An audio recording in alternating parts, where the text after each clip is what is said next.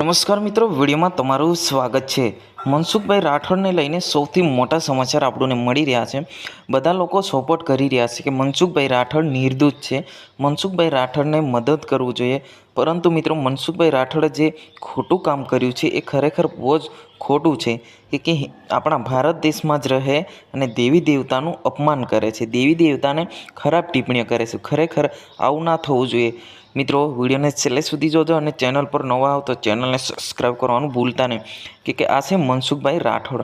એ હિન્દુ દેવી દેવતાને અપમાન કરે છે, યાની કે ખરાબ ટિપ્પણીઓ કરીને પોતાના વિડીયો વાયરલ કરે છે, પરંતુ એમને પોલીસ સ્ટેશને લઈ જઈને ગોભા ઉપાડી નાખ્યા છે। જી હા મિત્રો, કેટલાક દિવસોથી એ જેલમાં પડ્યા છે। એમને ખબર નથી કે એક દિવસ મારો વારો આવવાનો છે, હું જેલમાં બંધ હતો, એવી જ ઘટના ઘટી છે। મિત્રો, વાત કરવામાં આવે તો કેટલાક દિવસોથી છઠ્ઠા દિવસથી સોશિયલ મીડિયાની દુનિયામાં ખૂબ જ વાયરલ છે કે મનસુખભાઈ રાઠોડ છે એ અમુક લોકોને ફોન કરીને ધમકાવતા હોય છે, અમુક લોકોને એવા ઘણી બધી પ્રશ્નો ઊભા થાય છે।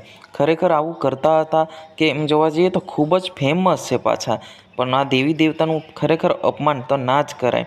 તો આ ભાઈએ એ બહુચર માને યાની કે બહુચર માને અપમાન કર્યા હતા, બહુચર માને આમ ખરાબ ટિપ્પણીઓ કરી હતી, ત્યારે કોઈ કેસ મારી દીધો એટલે એમને પોલીસ ઉપાડી ગઈ। જી હા મિત્રો, કેમ કે ખરેખર આવું તો ના જ થવું જોઈએ કે આપણે ભારત દેશમાં જ રહીએ અને હિન્દુ દેવી દેવતાને અપમાન ના કરાય। સાચી વાત છે, આ તો બહુ જ ખોટું કામ કહેવાય। જી હા મિત્રો, અને કેટલા વર્ષની સજા થવી જોઈએ એ તમારે કોમેન્ટ બોક્સમાં અવશ્ય જણાવવાનું, કેમ કે આવી ઘટના તો પહેલી વાર નથી પણ વારંવાર બને છે। તો તંત્ર દ્વારા આમનું તપાસ કરવી જોઈએ કે શું ખરેખર ઘણા બધા લોકો એવા છે કે ટીમ બનાવીને બદનામ કરી રહ્યા છે, એવું બી લોકો કહી રહ્યા છે, પણ એ તો આપણે જાણતા નથી મિત્રો। પણ જે સાચું કહી રહ્યા છે કે આ મનસુખભાઈ રાઠોડ છે માતાજીના અપમાન કર્યા છે, એનો કેસ થયો છે, આજ પોલીસ સ્ટેશનમાં બંધ છે, એવું આપણને માહિતી મળી છે। તો મિત્રો, આ હતા આજના સમાચાર। આપણે મળીશું તરત જ નવા વિડીયોની અંદર।